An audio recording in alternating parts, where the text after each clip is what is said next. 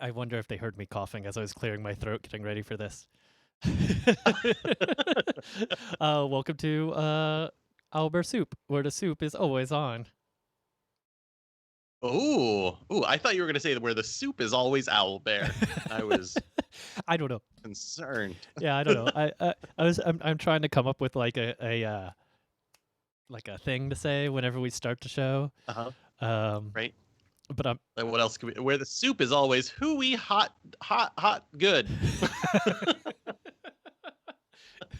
all right. Hooey hot. Okay, Hot you do good. it. You do it. I love it. I love it. I was trying to decide if I could swear in the middle of that. Now, is this we're a family-friendly soup show. Sure-ish. uh, I got a nope. Okay, yeah, Nope. We'll let that Nope. one go. All right. I'm Justin. I'm one of the hosts of Owlbear Soup, a talk show about D&D and gaming and nerdiness. And I'm Rich, and I'm also one of those. Yes, great. Oh man.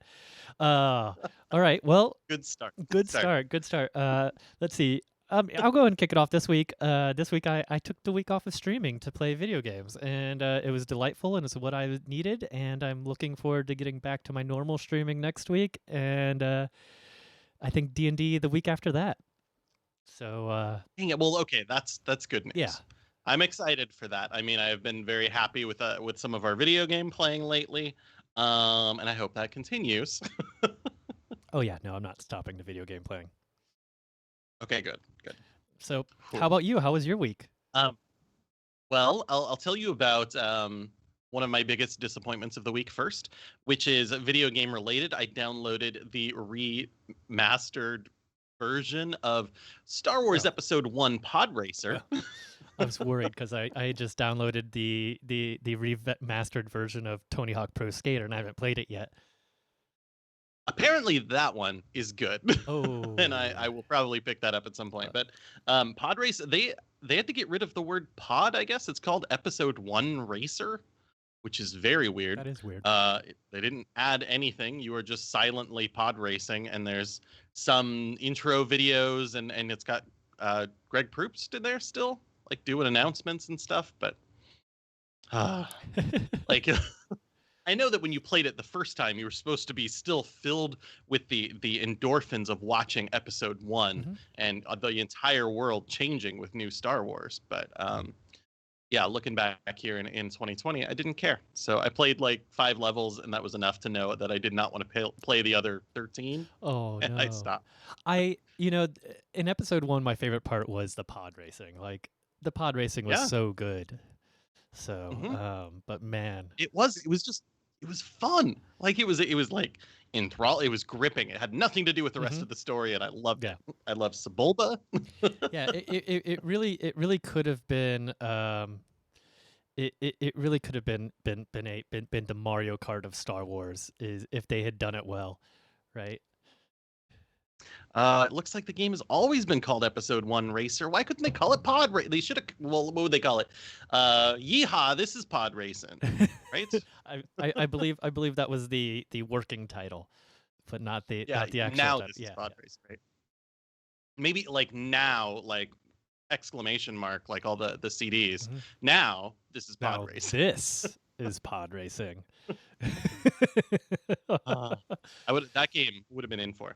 But I am ridiculously excited about Tony Hawk. I think I played every one of those games. I think every, maybe not Underground. But I certainly played 1 through 4. Yeah. So the remaster is supposed to be really good. Yeah. And you're supposed to be able to pick it up very quickly. It's not like they changed the controls or anything. It should feel really good. So I'm excited. Yeah, I'm pretty jazzed. And they added like the mechanics from the later games into the early one before they existed. So you can do like your ridiculous revert manual combos forever is what I keep reading about. And I love that game. I just want to go grind on a helicopter. That's all I want to do. That's right. I do want to do that. Gosh darn it. Okay. All right. It apparently has like multiplayer stuff, and I don't even care. No, nobody cares about the multiplayer stuff. No, it doesn't matter. Oh man, what else? So what else did you do this Uh, week besides play a really crappy video game? oh right, that was my whole week. Oh, No, I went. I also took a break. We went out of town and out into the woods, and I got a nice like view of trees in the wilderness while I was doing a bunch of writing. So that was very yeah. positive. Um, Finishing up a bunch of game theory writing, which felt good. Got that shipped. And then also working on an adventure that I will hopefully be able to share very soon. Sweet. But it's a very fun adventure. It's I've even streamed it before, so Oh, I know, yeah. And it's exciting. a camp, not camp. After school starts tomorrow, doesn't it? It does. Tomorrow is day one, week one, and so they are. This week is or this session, this season. There we go. The next 5 weeks they're on the season of the cartographer, which they are going to start at the academy, and this cartographer is going to show up and ask them to like escort them on this mission into these jungles. And what they know about the jungles starting is not only a location that she's discovered within the ruins, but the jungles were the home of this civilization that was studying Mm-hmm. chronomancy. And so it's not like there's supposed to be jungles there, but that civilization opened a door, and so now there is like prehistoric jungle and dinosaurs and all sorts of stuff, and the civilization is no longer with That is us because awesome. of it. Um, so it's got like there are some things that are kind of futuristic almost in the jungles as well. I'm pretty excited. Cool. And then tomorrow, also at 6:30, we are going to sit down and dissect the fighter, if I remember correctly. Did we go fighter? Yeah, Yes.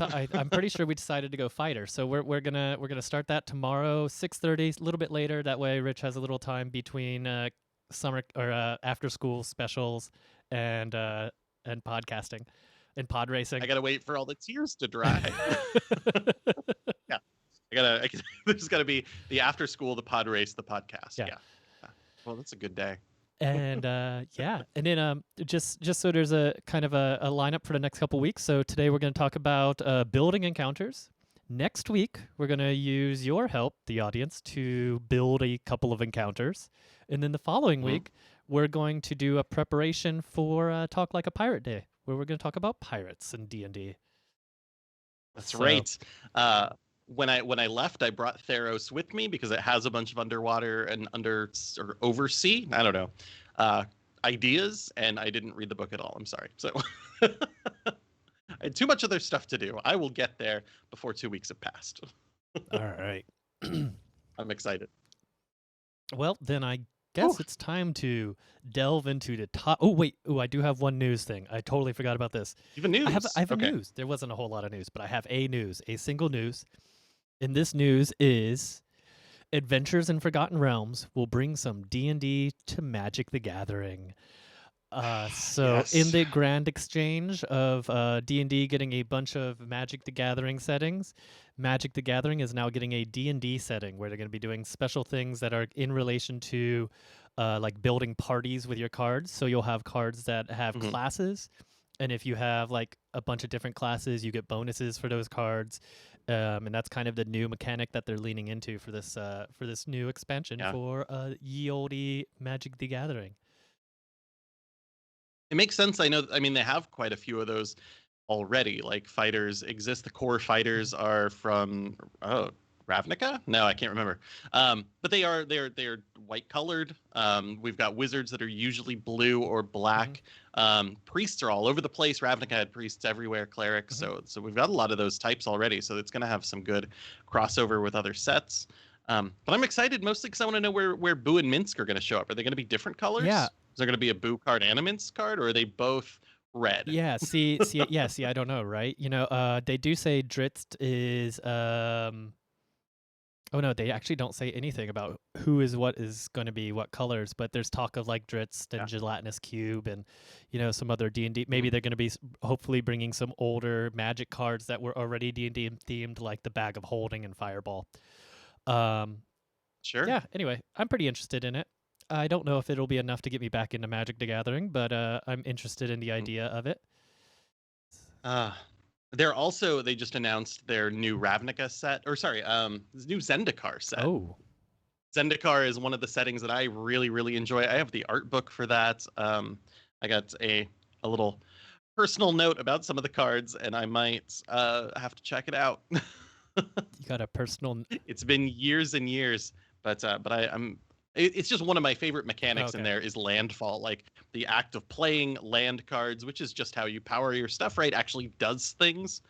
It was just great. It was like just a mechanic that shaped the game in a like it just gave everything stuff to do. It was Oh, perfect. cool. So I would say the last time I seriously played was nope, I can't remember. It was a long time ago. Had to do with a bunch of oh gosh. mechanical robots and things. Oh. Oh, Is it Yep, Mirrodin? Is it it was Mirrodin? Mirrodin. I don't That's the know. one. Mirrodin. Um I didn't play That that was the one. last set that I played. But there were a few sets in there, Ravnica, Zendikar, where we went to like all the Oh pre-releases. wow. Yeah. I like got really big in, like bought boxes, did the big draft events, got all the gold, all the shiny foil cards we could get. Yep. Whew. And then one day it was like, that's okay. Yeah. That's too much. It's too much. Yeah, I But love collectible card games like a lot, and that's probably why I shouldn't get into them. Yep. I hear that. Wow. Okay. But Tony Hawk, I'm in. Yeah, I'm in for Tony Hawk. Oh man. Gosh, I'm gonna jump in with a weird thing. Oh yeah. Are you Yeah. ready? Bring it. Today is Sunday, and the New York Times crossword today was written by a magician. Hey, who wrote it? David Kwong, who is kind of a puzzle magician. That's a special license that you get. Yeah. Like I know people who have now gone to the Magic Castle, and you have to perform a routine to become a member. Mhm. And what they've done is presented an escape room, basically, with because it's like surprises and it's got audience participation. And they were like, all right, that counts. Okay. Yeah. So they got in. And so I know that he is doing a show which is very interactive, coming up soon, and it like you get sent a packet of puzzles that you're supposed to be solving during like the Zoom show, which only has I think 25 viewers at a time, something like Oh that. wow. And for me, like I love that. I want to get in. I want to solve some puzzles. I want that to be part of a bigger, cool thing. So I like that a lot. And he, as part of probably promoting the show, did a crossword, and he added some really, really fun, weird elements to it that are very puzzly and wordplay-esque all the way through it. It was really, really kind of interesting to see it. And Sundays tends to be the hard day in the New York Times, right? That's the super challenging day because Monday is easiest, and it kind of goes through that way. Right? People have said that. And I think that's true. It does get harder as the week goes on. I think they've decided now that Thursday is the hardest one. Weird. Because Sunday is more of a casual audience. More people will pick up the Sunday than the other ones. Okay, yeah, that makes sense. So they want that one to not be the hardest one. But that's what I've thought the whole time. This is just like very recently someone was like, nah, it's Thursday. Oh, okay. I don't know if that's true yet because I always thought it was Sunday. Yeah, I know. I know my Sudoku app gets harder starting Monday is the easiest, and on Sunday it's the hardest. And I usually fall off the Sudoku train about Friday. That's about as far as I can get. Right. Yeah, I think they like the Sunday crossword to have some sort of gimmick, some sort of thing in there that will really get you interested. And then the constructor also usually does an interview and they write a story about making the crossword. They go all in on puzzles these days, which for me is pretty exciting. I know you like puzzles. Are you a big crossword puzzle guy?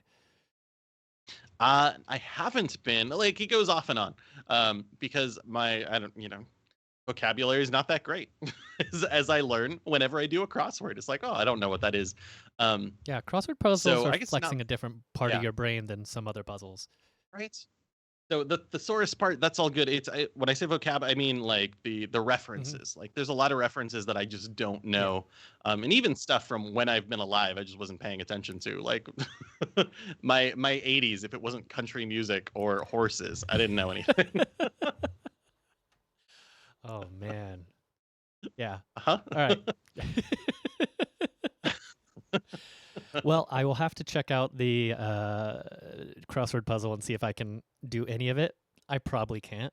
Yeah. Um, It's got an interesting thing in there, and I will not give it away. But once you get it, like some of the clues, you're like, that's a very good clue. oh, uh, and otherwise, until it's like I don't understand what's going on here. So there's a lot of layers to that puzzle. It's fun. nice, nice. All right. Well, then is it time to start talking about creating some encounters? I say we do it. Let's dive in. Let's D&D Let's it. D&D it. For most folks, if you have the DMG, we're gonna kind of follow the guide that's in the DMG, which is in chapter 3. It's creating encounters. It's just this is a good outline, and then we'll be hopefully able to lend a little bit more light on some of the things that they're talking about in there, and give our input. It is what we like to see in encounters is both DMs and players. So, and then, Right. hopefully we can break down a little bit of like, writing encounters for others, like if you're writing for the DMs Guild or writing encounters for your home group, because that's going to be a slightly different experience as well. And I think that was a good Yeah. summary of what we're hopefully going to accomplish. Perfect. Take it away. Yeah. I love encounters, right? We have our adventures, this broad story, these moments where everyone can kind of run around and do almost anything, right? Your explorations. And then we come to a moment where like there is an objective, something is going to happen. And for me as a DM, I get excited when it's encounter time. Yeah. And not necessarily because it's a combat coming in or something else, but there's going to be, I have devised a challenge.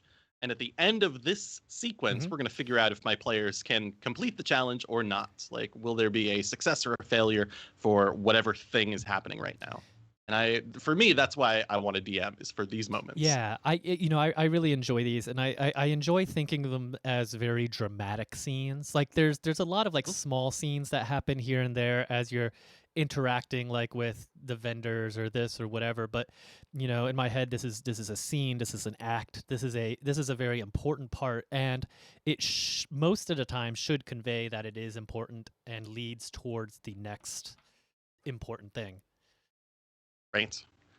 Right. So the way the DMG talks about that at the very least, and this is the thing that caught my attention and made me want to dive right into this, is encounters are moments where we are cool with our characters potentially failing, right? Our encounters have success and failure possibilities because they have objectives. Yes. And I know for a lot of us when we are running encounters, the objective seems to be that's a monster, I'm going to beat him up. And that's a thing that, yeah, you can succeed or fail at. And sometimes that is the encounter, is this cool combat. But encounters get more exciting, I think, the more they move away from just you all fight the first monster in the monster manual to something that is really intense. There's story elements going on. There's clever environmental effects. There's something weird that happens. There's a change partway through. Things like that are why I dig encounters and really want to get into them. Yeah, you mentioned objectives, and I think that objectives is pretty important to think about when you're thinking about encounters. Like, there's the small encounters where the objective is just to get through it, right? It's just to kind of move the story along, nothing fancy there. But some of the more engaging encounters have maybe not just one objective, but multiple objectives in them. Maybe you're, you have to defeat these enemies, but you also have to protect an NPC or an object, or retrieve something, or disable a trap, or, stop a ritual. And when you have multiple directions, in your encounter, things coming at you from different directions, it's going to make that encounter much more engaging. It's going to keep your players on the edge of their seats as they're trying to sort through how to handle this. And I think that's important because, you look at a lot of like in different movies and stuff, when you have the really awesome action scenes, it's not just fighting, right? There's usually some other risk, some other thing that's pushing our main characters forward. And bringing that into the table is part of what's really going to make that really fun, enjoyable encounter. That's sometimes there's encounters that I remember more than the rest of the adventure because they're so well put together. Yeah. I love all of these pieces, all of these objectives, because not only do they give us other things that we're looking at, but they also give us reasons why the combat portion, if it is a combat encounter, and this is like a secondary thing, like there's all these monsters running around, but I have to retrieve this object from the pedestal. That's like that's the driving action right Hmm. there, right? That's the thing I want to get done. And if I do it as a DM, I might be tempted to just like hand wave the rest of the combat. There's plenty of combats in movies that we see where there's minions everywhere, but as soon as you beat the boss, the combat ends. Right. Like everyone else runs Hmm. away, they take off because we know that fighting all the rest of them is less exciting than the moment that just happened. So I love these because they act as like almost like a trigger for the next part of of what's going Hmm. on. And that gets me really excited because now I can visualize my players running through that, and I can be like, cool, what's going to happen next in the story after this big objective has been met. Absolutely. And Whew. and we've talked about the 5-room dungeon model before, and Mhm. and part of looking at that, each one of those rooms in the 5-room dungeon is an encounter, and each one Mhm. moves the story forward. So you have and your room one is your entrance slash guardian, right? That's an encounter. Do you fight the guardian? Do you have to win at a puzzle? Do you have to have a Mhm. password? That's an encounter, right? You've entered a scene and you have an objective. Your objective is to get to the next room. So how do you get there? You have to get by this guardian or whatever. The same thing with room 2, which is usually a puzzle role playing challenge. Room 3 is the one that throws you off. So that could Mhm. just be an investigative encounter where you're in a room and there's 3 barrels and each has a different liquid in it. There's your encounter, right? And it becomes an Uh-huh. encounter where you're investigating what's up with these barrels and how do I solve the puzzle of this room, whatever this puzzle is. Right. So yeah. Right. And I love that because, when we split it up that way, we also see that we want our encounters to be varied. We definitely don't want to be like, the next room also has 3 barrels full of liquid. Exactly. What do you Right. do? Um, we have to have like all these kind of differences in here. So having these objectives and having a cool list of them is very helpful Hmm. because that allows us to start to think about in this encounter, okay, so this is going to be a combat encounter again. Why is it different than the last one? Hmm. Here's a puzzle encounter. What makes it different than the last one? Um, and I love that. I'm already looking at this list. I love retrieve an Hmm. object. That's always a classic one. Yeah. I'm running an adventure, spoilers, coming up in for kids where they have to retrieve an object and it's a race, Hmm. right? So they see the enemy and the enemy's going right for the same thing. Can they beat them to that object? Is the encounter, um, and as soon as the moment happens, that's the trigger when Hmm. events are going to start unfolding and changing. So Yeah, my favorite is always yeah. stop a ritual, and it's not necessarily like Oh yeah. like there's one person conducting the ritual. Sometimes the ritual is like cogs that are already in motion, and you have to stop them.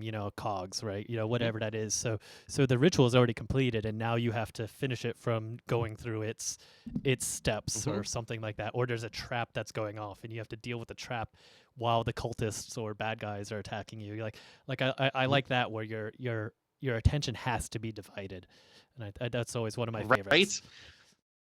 Right. Mhm. I love it, and it feels so cinematic at the same time too, because the villain could be like, ah ha ha ha, and they try to escape while you're dealing with it too. So you get this ability to have a recurring villain if you Hmm. want to, or they're just going to take advantage of the fact that you are split up, and instead of having your perfect like Nova attack ready to go, like, well, your fighter's the one that's got to go smash those cogs so that the gears stop Right. spinning. Yeah. So who's going to do melee now? Exactly. Exactly. It's really fun. Okay. So, following chapter 3 along, we've talked about objectives, digging into creating a combat encounter. So this is specifically for combat Yes. when there's enemies available to you. And they 5e breaks it down into 4 different tiers of difficulty. There's an easy one, which is an easy encounter. Doesn't really tax the character's resources. It's it's almost a random encounter that adds set dressing to the environment you're in, and I think that's the value of random encounters. Random. I never have random encounters. But Right. they're they fall on basic encounters. Like if you're in Chult and you get attacked by a group of Batiri goblins, that adds dressing to the entire thing, and that's I think a great place for the easy ones. That's a really good point. Like I tend to like also be against random encounters because I don't want to be like, well, while you're sleeping, I roll randomly. I guess you get attacked 5 times. The dice said so. Hmm. Let's go. But I love the ability to let people know you're in this environment. Here's the kind of creatures that could be here, because that also gets the environment stuck in your head a little bit Hmm. more. So right when you battle those Batiri goblins, you're like, why what does Batiri mean? What's going on? How are they different and unique to this Yeah. zone? That's pretty Yeah. cool. Yeah, so I think that's a good place for easy ones. Medium encounters are usually like one or two scary moments for the players. So these are ones where it's like you're not necessarily knocking your characters unconscious or anything, but you're challenging them a little bit. You're draining resources, for lack of a better term, right? You Yeah. definitely want them to pull out, some of their spell slots, or some of their special abilities, because this might be a little bit more engaging. This is a great opportunity to kind of introduce like thugs. I think medium Mhm. is good for thugs. Like, you're getting closer to the boss. These are great ones who have information. Like, these are great enemies that have information to lead you to the next thing. I think medium is a Right. good spot Mhm. for that. And that's kind of, whenever I'm balancing out encounters, I kind of look at that medium and I say, okay, this is good for thugs. I'm not gonna knock out my players with these, but there is Mhm. value there because hopefully they'll get some information and be able to go forward. Right. And on that same note, I like mediums for kind of the first encounter in an adventure. Like if I'm going to do a string, something in that medium difficulty means I don't want to kill anyone at the start of an adventure. You want people to go Mhm. on the quest.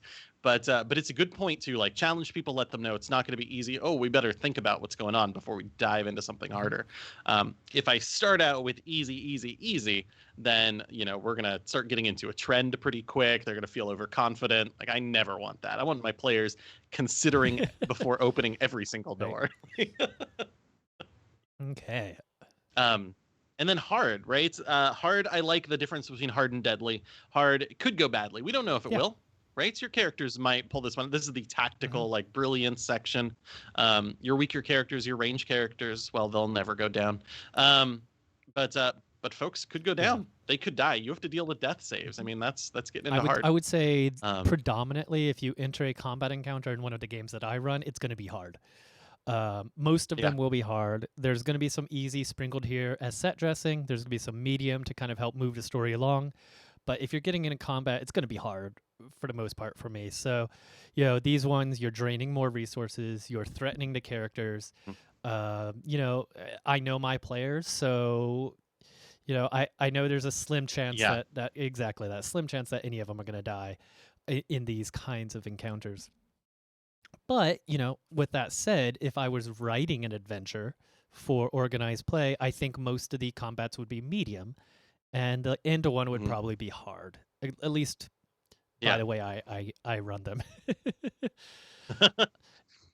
Right, versus deadly, which is just too hard. If you if you go Hmm. through and on like D&D Beyond and use their encounter builder or whatever, and you're just adding a bunch of monsters, and there's too many, they're just going to tell you that it's deadly, and there will not be a like, hey, stop it Right. moment. If you throw in an ancient red dragon or just like too many goblins, I suppose both of those count as Hmm. deadly. So you have to be a little careful there. That being said, when you cross the boundary from like hard into deadly, if you're watching like the experience bar just go up a little bit and you know that it's just into deadly, I enjoy those encounters because they are Yeah. scary, right? Scary is always fun. And I like deadly for Nova Day. That's my Yeah. favorite. Um, I like this difficulty structure. It fits very well. Like something like organized play, like you're talking about. Generally, you're not resting long term in between. Maybe it's short Hmm. rests. You're doing that resource drain. But if all you did today is you woke up and then you hung out for a little bit and then you got in one fight, like don't make it medium, don't make it easy. Like No. get No. in there, do something difficult, like give them that threat right from the get go. And I think deadly encounters can be fun for And that. yeah, for me, I like deadly encounters. I like placing them in places where the characters have time to prepare. Like, I would never Yeah. drop a deadly encounter on them. But if they know, kind of like, maybe it's not a clear picture of what they're going up against, but they know behind this door they hear loud thundering footsteps. Well, okay, they Mhm. know they're probably going to get into some mess. So they have a minute to prepare before they kick down the door Yeah. and go in full blasting, novaing almost like you say. But even if they've just come off a medium or hard encounter, like having that time to Uh-huh. prepare gives them that edge that they should need in order to overcome this deadly encounter. Right. And the things with deadly encounters, you have to Um. be prepared for your players to lose too. So have that in the back of your Yep. head. What are you going to do if you have a TPK, total player kill? Right. And I often don't write those when I'm writing, my own like home game. Like I don't have consequences for failure because we're just going to come up with that on its Hmm. own. And I'm always like, my players are going to be able to handle this no problem, which is always a panic moment when things go bad. Like then I have to scramble. I wish I had, I should in the future come up with those consequences a little Hmm. bit sooner so that we can think about Yeah. those. Um, So if you're let's see. checking out the DMG, it has XP thresholds by character level. So this is based on. Let me just double check. I think it's based on a party of 4. Yeah, it usually is. Hmm. Hmm. Yeah, I Um, use it actually speaking about this table, I use Kobold Fight Club a lot of the times to develop my encounters, yeah. or I use D&D Beyond to help develop them. That way, they calculate the XP of the encounter, and I can plug in like how many of what level characters I have. So it just the math for me. So I don't really ever look at this table. Mhm. Right, but if we do look real quick, just at the first couple levels, right, you can totally see that the experience is just 25, 50, 75, 100 at first Hmm. level, right? Um, and the way that is set up, it feels like if a goblin is 25 experience, then 4 goblins is a deadly encounter, Hmm. right? No problem. That's 100. That's no problem. And D&D doesn't quite work that way, unfortunately. Right. um, Anytime you get more than 2 monsters, we start like actually doubling the experience levels, I believe. It gets huge really, really fast. Let's see, there's encounter multipliers. So you take 2 goblins, they're each 25. So 25 plus 25 is 50. You multiply that by 1.5 to get the actual difficulty of those 2 goblins. Hmm. So here we get a difficulty of 75 experience. So that's already a hard encounter just by adding a second goblin, which doesn't feel like it, especially coming from fourth ed with our minions across the Right. board, like mountains of enemies. Um, this one, just the way that the monsters are built, they get really deadly if you get a big group of them. They do a ton of Hmm. damage. A lot of them have things like multi-attack and pack tactics and stuff that benefits them the more they group up. It can get really Yeah. scary. Yeah, and yeah, and I like, yeah, it can. I like, I'm gonna say use a tool for this. Don't use their tables. Yep. Mm-mm. And then Nope. I always round up, right? Or sorry, round down. It's their I don't think this is super accurate as far as like what is a real challenge. Um but then again, Nope. I yeah, so this is one of those things where it's like, unless you have some experience as a player, some experience as a DM, use the tools to help kind of gauge it. As you get more comfortable, then realize that the tools will help get you in the right spot as far as figuring out your encounter difficulty based on XP, um, and then adjust it, based on your Right. knowledge of the game. And then Mhm. also, Because there's oh also, sorry, yeah, this just ignores the fact that monsters within the same CR have wildly different yeah, abilities and different power levels. hmm, Like this is an attempt to balance it very carefully for a game that is kind of already naturally unbalanced. yeah, and we need to realize when we're looking at these, we need to go ahead and take a moment to go, okay, this does not include any kind of other objectives in the encounter. So if there is Yep. like a pool of acid that is slowly getting closer to the players as they're trying to defeat these monsters, it doesn't take into account that acid damage, or the darts that keep shooting across the room as people trigger traps. Those things aren't included in this. So take that into consideration too. Like if you have a very deadly room in which you're having this encounter, make sure to take that into mind and go, okay, well, maybe I don't want a deadly encounter in a deadly trap room. Maybe I want a medium encounter in Yeah. my deadly trap room, right? Something like that. Right. Yeah. There's also bits in here about modifying encounter difficulty on that note, Mhm. right? One of them is just these situational drawbacks that will come up. So things like saying, if we look at our encounter difficulties, right? if the characters are unable to see the enemy, that should increase the difficulty by 1 level immediately. So if you're walking around in a dungeon, you know the enemies are Dwergar, they've got dark vision, and your characters are walking around with a staff with light on them, so they are visible from like thousands of feet away, then it's a harder combat than it would be Right. otherwise. um, all those things matter, like the enemy having cover, the party being surprised from the situation. Those are all extra levels of difficulty, even beyond like also having a ritual to tear apart or also having to find the special object. Yeah. So difficulty is really really hard to manage. Doing it for your home game is so much better because you can like judge your your players and your characters and know what they're capable of. Who writing for like official stuff makes all this stuff just I don't Yeah. know. It's very hard. Yeah, and one of the things to know, like if you're writing for, say, I think Adventures League, but I know for sure Pathfinder Society, they're going to give you something called an XP budget. Yep. In the XP budget is you have this much XP to fill an entire adventure with, and that's solely based on the monsters that you put in there. In traps, I believe. I believe in Pathfinder traps have an XP budget. And so that's something you'll kind of have to work within as you're building out these encounters. Yeah. Right. And it should be, I think for Pathfinder, I don't know about D&D, but I think it's the same. It's 1/3 of the experience that you need to gain a level, right? Yeah. Because I want you to level every 3 Exactly. adventures. Yeah.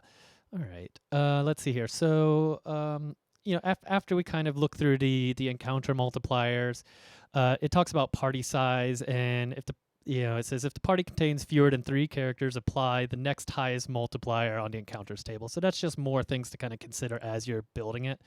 Most of my parties are 5, so it's just flat. And then once you get to 6, you use a multiplier of 0.5 for a single monster. 6 is that's a big beefy party. It is. It can do a lot. Multi-part encounters. So this is Oh yeah. this is a fun thing to do. Excuse me. I have a little bit of a cough. Here.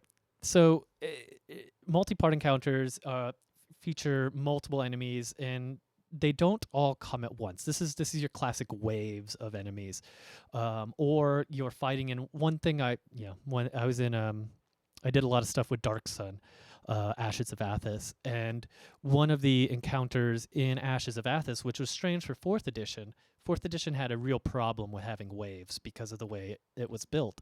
5th edition is much better. But 4th edition, what happened was you would be fighting in one room. If you didn't win there fast enough, the next room's monsters would join you, right? And then, and so on and so forth. It's much easier to do in 5th edition. But that's kind of the idea, is you're making noise while you're fighting, and maybe some more wandering monsters come and join you.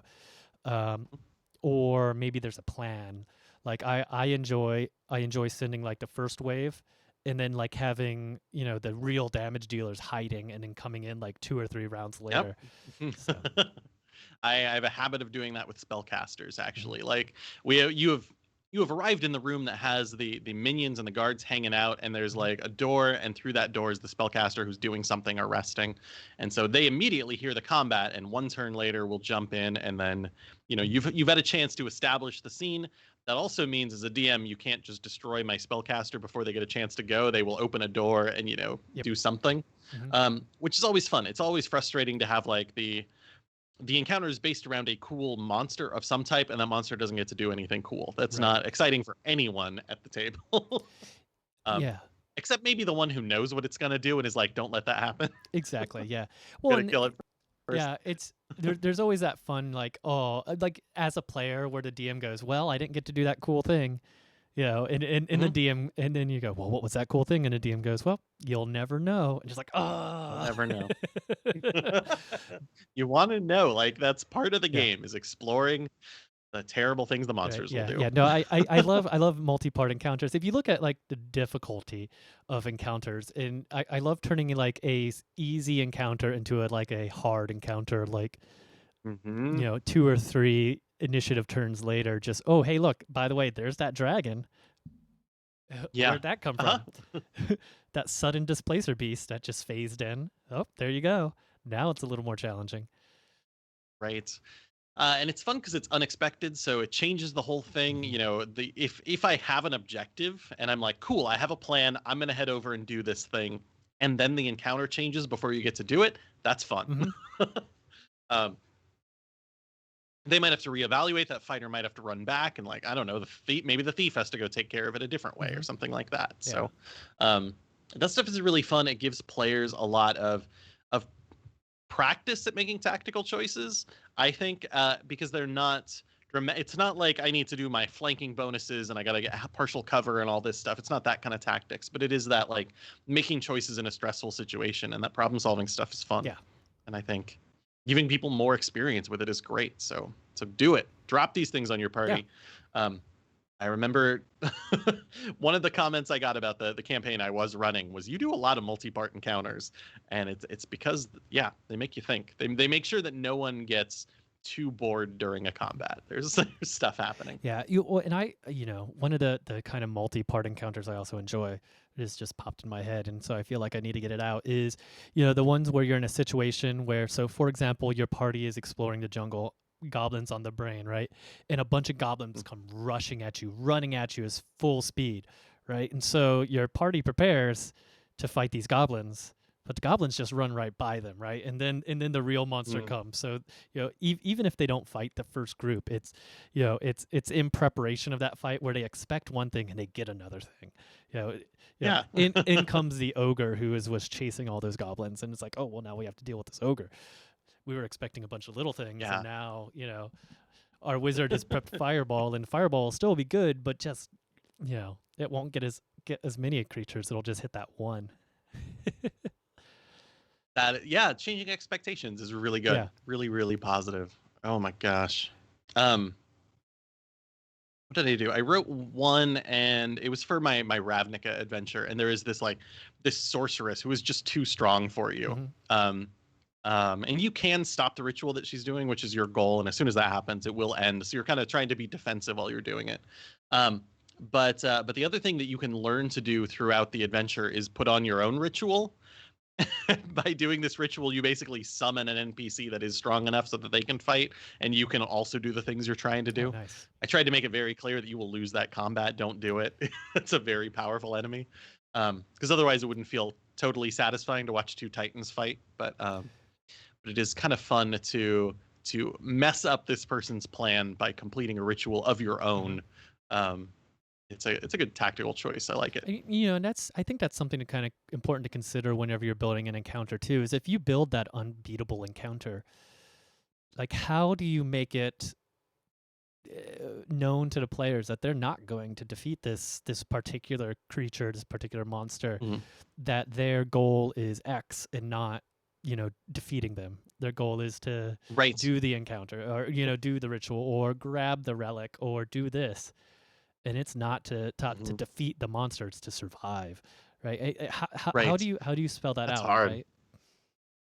I'm trying to think about how I did it because the wrong way to do it is, oh, you're all first level and the monster casts like flame strike at you or Right. something, and you go, okay. Yeah. um, but yeah, a lot of it I think you basically need to know their plan in advance, Hmm. right? I love in movies how that villain is the one to taunt you, the one that is too strong. You just need to do something else. So like, I think about the Red Skull in like the first Captain America movie. Full on like, what do you got? I'm super powerful. I'm gonna taunt you. I'm even gonna show you my weird red Hmm. skull. um, and then blow up this whole place and run away because you can't stop me. Right. Um, that can make it really fun. But then the players really dig in and they want to beat that person. Right. So you have to be a little bit careful there. Um, the changing environments, I think, is a big Hmm. one. I think that is a major one. Like that scene in particular, the whole warehouse is blowing up, right? Explosions everywhere. And you see that there is a time limit, and fighting that enemy, they're strong. That's not going to be an easy fight or a short fight. Hmm. So you've got to be able to do something else in this short time. What is that going to be? Maybe a time limit sort of thing could work. Or I think what I did in this one was like by seeding that other ritual throughout the whole thing, it was, wait a second, you're in a tomb of an ancient creature and there's a necromantic ritual going on here. Hmm. That's okay, there's some interesting connections we could make there. We could make this happening. As they went into the tomb, like there was this huge like whirlwind up above it, I believe, and like waves of undead attacking. They knew whatever was causing this thing was going to be super. It was a very Ghostbusters moment, Yeah. right? Um, you don't fight Zool. No. You just get Zool out of here. Yeah.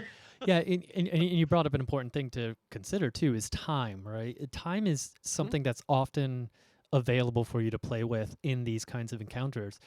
And you can abstract it. You can say, okay, like in game time, this is going to take 6 rounds. You can kind of tell that. It's going to take 6 rounds to do X, Y, and Z. Or you can give them clues, environmental clues, right? Like, okay, you're here, they're doing the ritual, and the sky is, starting to get dark. And then the next round, it's like it's getting darker. The next round, oh, it's starting to turn red. You start to do those Mhm. clues to signify it's getting closer. So there's a couple of options there as far as like showing like the time crunch. I personally say, okay, you guys are smart. Roll an Arcana check. If someone gets high enough, you're like, it's gonna take 6 rounds, right? Right, And then they exactly. have that counter that Um, they're racing against, and and then they try to do something to the big boss, and the big boss kind of just ignores it, and they realize that's not the way to handle this situation. right. Um, I did one where there was a large. They were trying to burn down the Hmm. academy, and what they needed to do was get this pillar of flame through the door. And so the first thing that they see once they come around the corner and they see the pillar of flame is like the sorcerer focuses and this huge pillar moves forward 5 feet, and then they're like, "Well, how many? Oh, it's 10 feet from the door. 2 rounds. Okay, got Hmm. it." Exactly. um, those kind of quick things are really helpful to add those time limits. I like them a lot. Yeah, time limits add fun stress to an encounter. So Mhm. Yeah, you could go fight the big ogre over there. You're gonna have to at some yeah, point, but like you got 2 turns to deal with yeah. this. Or you could go fight the big ogre over there, but the bridge is collapsing anyway. So why Mhm. don't you just race to get off the bridge, and leave the ogre behind, Exactly. that Yeah. type of thing. Right. So when you're Oh my when, gosh. when so kind of taking a step back at looking at the entire adventure, you have to think about the adventuring day. So the idea of the adventuring day is how many encounters a party can get into in one day, and that's part of where thinking about the adventuring day XP is. Mhm. So this is pretty valuable, especially when you're writing for other players, when you're writing for the DM's Guild, that type of stuff. Thinking about, okay, so I'm writing an adventure for first level players, so per day, per character, I have about 300 XP to play with. Right, so if Mhm. I'm writing it for 4 to 5 characters, that gives me, 1,200, 1,500 XP to play with, and that's one day of adventuring. It's one day. Yeah. For me, this is wild because I don't normally think in this way, Hmm. right? I don't build large dungeons, but like assuming typical adventuring conditions is right here in the book, most adventuring parties can handle about 6 to 8 Hmm. medium or hard encounters in a day. That's amazing to me. Just because in one day, I want the story to be advancing. I want other Hmm. stuff going on. So I don't normally just stick in 8 combats, but Yeah. it does mean that we're a lot more durable, I Mhm. suppose, than I thought. Well, I mean, not at first level. First level is rocket tag. No, Um, yeah. but I look at this, and and I think for me at least, whenever I'm thinking about writing an adventure, I do take this in consideration. Do I hit that 1,500 XP mark? No, not all the time, because sometimes I'll in my head I'll be like, okay, well, this environment that they're fighting in, I think that gets some XP budget of its own, right? And that's where you kind of Yeah. start thinking about traps and even investigations. Like, fourth edition did it really well with the skill challenges, and you Hmm. assign an XP budget to investigations, right? Your players are going to be spending time, potentially spending resources doing these things, so they Hmm. should get XP for it. And and I try to take that into Right. consideration as I'm writing out these kinds of stories. That's true. I do miss fourth edition had the milestone, Hmm. right? A benefit that you get for continuing to adventure. Yes. I miss that because it did make dungeoning a lot easier. Hmm. Yeah. Short rest doesn't quite. I mean, it does some of the same thing, but I love that whole like, nope, you stuck it out. You get this bonus. Yeah. Yeah, and there's and, going. and there's something that's kind of missing from fifth edition as far as that goes, because where is your encouragement to do multiple encounters in a day, right? If you It's can, none. yeah, Yeah. if you can walk away from the dungeon and come back tomorrow after you've been beat up, why would you continue? But in Yeah. fourth edition, you got those bonuses every two encounters, and those bonuses are pretty rad. And as you got higher level, when you're in the epic tier, you'd start to get items that just got more and more and more and more powerful the more encounters you've been through in a day. Mm. Um, so it encouraged you to have a little bit longer adventuring day, encouraged you to use more resources, encouraged you to Yeah. push the limits a little bit, which is a ton of fun. So Right. And it felt like, I know we talk about fourth edition as the video game edition, but that part really mhm. was like, I miss um going through, like, we were playing Destiny the other Mhm. day. You do this specific challenge, this dungeon, and when you leave, it Yep. resets, right? So if you decide, oh, this is super hard, there's no stopping to get your resources back. You just have to keep, plowing through it. um World of Warcraft raids, I suppose, once you beat bosses, they were done, and those sections were gone, and you had the entire week to come back to finish it up. um so you could get out and, like, renew your resources or get new armor or whatever else, but you had a shortened time limit to do that in, and if you waited too long, you were done. Right. So but there wasn't much, like, leveling that you could do in there, so there weren't a lot of, like, new abilities you could get, I Right. suppose. Maybe you change your stuff up a little bit. um yeah, I do like the push to continue. That was a lot of Hmm. fun in fourth ed. Yeah. And I never do it in fifth, just because you can rest anytime you want. Right. um so the only way to fix that and stop people from doing it, well, one way, I suppose, is random encounters, which is the classic, Hmm. which I shy away from. And maybe that's the answer. That's the tool that should fix that for me, that I should just dig into someday. Well, yeah, let's go ahead and hit the random encounter section. In the idea of random encounters hits exactly where I use them for, which is establishing atmosphere. But they also mention, creating urgency. Absolutely, right? Yeah, Drain character resources. It adds tension, so that's fun to do. right. Provide assistance. That's another one that we kind of hit on a little bit. And I use medium encounters for this, but it's by going through this encounter, they get some useful information. You Mhm. can reveal more about the world, so you can add interest and you can reinforce campaign themes. So once again, the Bateri goblins, if you're in Chult, you're learning more about the people of the continent of Chult. Right. And also, like, having a random encounter table where you're rolling randomly on it, completely Hmm. randomly, and making sure you have a merchant on there, like a wandering merchant who, yes, you hear some noise in the middle of the night and you look up and a merchant approaches your fire and has a couple things for sale and knows some stuff. Like, it's cool to have those things not always available, but sometimes, like, oh my gosh, Yeah, cool, we got a bonus here. That's great. yeah, That can be yeah, fun. and even the example random encounter table that they give, which is the Sylvan Forest encounters. There's a few of Hmm. them in there, like an ivy-covered statue of an elven deity or hero. Right? That's not like that's necessarily a bad thing. It's something interesting. A magical plant with 2d4 glowing berries. That's great. You hear an elven Yeah. tune carried on a gentle breeze. Like, not all your random encounters are competent encounters. Um, Great. And like, there's a Treants on here, yeah, and if you roll a 19, and that's a friendly, unless you do anything bad. exactly. Or I get they're hostile if you're carrying open flames through the deep sylvan forest. That does make Right. sense. Some of these, they don't have to be Mm. combats. I mean, the gnolls probably. Centaurs, depending. Like, one of the most common one is some elven Hmm. scouts. Are you gonna fight them? I don't know. Maybe, maybe not. Right. Yeah. This is a weird table. I love it. Instead of rolling a d20, it is a d12 plus a d8. So there is a little bit of, like, you're probably going to roll, in this 9, 10, 11 zone. Yeah, Um, yeah. You want, so there is, like, yeah, Oh go no, I ahead. was gonna say, yeah. If you roll two ones, you're gonna get the displacer beast, right? Great. That's a pain. But if on average, you're probably gonna get the scouts, the pixies, the owlbear, the elk, or the blink dogs, right? Right. But someday you roll randomly and you roll max and you get that unicorn Yeah. event. It's kind of cool to have in there as a possibility, but not a very likely Hmm. one. Um, and in a game, if you are wandering through this deep forest and this random encounter becomes a part of your campaign, that could get really interesting. You find the scouts patrol again. All right, they let you go this time. Or remember last time when you said you were leaving? Well, they're back.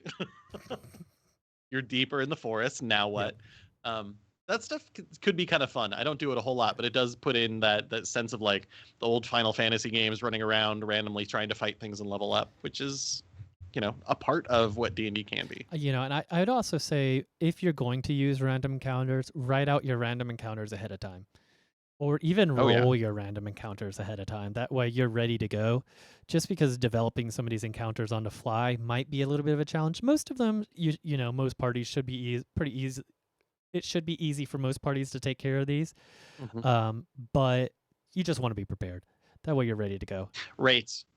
If you're gonna fight like a D4 gnolls and 2D4 hyenas, you're gonna need. Are you doing miniatures? Because that's suddenly a lot of things to track. I don't know. You gotta have a battle map for that. Mhm. There are tools to make that easier for sure. Just getting the forest battle map that Paizo puts out and dropping it down, throw some tokens on it. Um, could be good. You could do it quickly and on the fly, but that's a very different encounter level than a giant owl or something, which you probably don't even need a map for.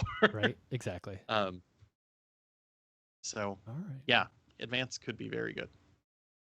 All right. Well, let's see here. I think that kind of pretty much covers the creating encounters in Chapter 3 of the DMG. We just kind of went over that. And then next week, we will use some of the tools we talked about, including Dungeon Scroll and probably the D&D Beyond Encounter Builder. And we're gonna build some encounters with you guys next week. So It's so exciting. yeah, make sure to come and visit us next week when we build some cool encounters with our cool audience. I think it's going to be a ton of fun, and yeah, maybe that encounter will end up in the adventure that we built. I know. I was just thinking whether it should be a chef-based encounter or not. Yeah, I mean, it could be could anything. be. I really like all these different options here. Yeah, and we might have enough time to do a couple encounters. If we do, that'd be a lot of fun. But we're gonna try to get at least one encounter done. And if nothing else, we'll make sure to have all the information of that encounter available for folks on the Discord. Speaking of the Discord, make sure to join the Discord so you can keep up with the conversation and tell when we're streaming and when we're not and all that jazz. You can get there at soup.fyi/Discord. Let's see, what else? I guess that's really it for this week. So, Rich, what do you got going on between now and Oh, next Sunday? I was gonna I was gonna say tomorrow when we're streaming Yeah. again. No, this week is camp, so I'm all in for camp. Um, I'm also putting out a series of puzzles that you'll be able to see at the end of this month. Well, probably the first set. I think it's September 18th, something like that. So I'll make sure to promote that and let you know when you can delve into my Twine games that I've been writing for an upcoming Kickstarter. And that's mostly it. I just got some stuff to write, some stuff to do. I'm gonna hang out in the 110-degree temperature that we've got going outside right now. Oh man. And try to survive. Yeah. What about you? I'm gonna be trying to get back to DJing this week. I took last week off, and so hopefully Tuesday night will be Trance Tuesday over on my channel, starting at 7 p.m. Pacific Standard Time, where I'm gonna be DJing some trance over at twitch.tv/DreadPirateRabbits, and then Thursday should be the return of house music and classic flicks. Other than that, I'll see some of you folks tomorrow night when we dig into the fighter class for D&D 5e and talk about what we like and what we don't like. Gosh, will we have a full hour about the Battle Master? I just don't know if I can handle this. I mean, we might, right? I'm so excited. All right. So if you guys are watching this later on YouTube, we stream every Sunday at 11 a.m. Pacific Standard Time over on Twitch at twitch.tv/Owlbear Soup. Make sure to like and subscribe so that you know when we are posting more YouTube videos. Thanks everyone for hanging out, and we'll see you all next time.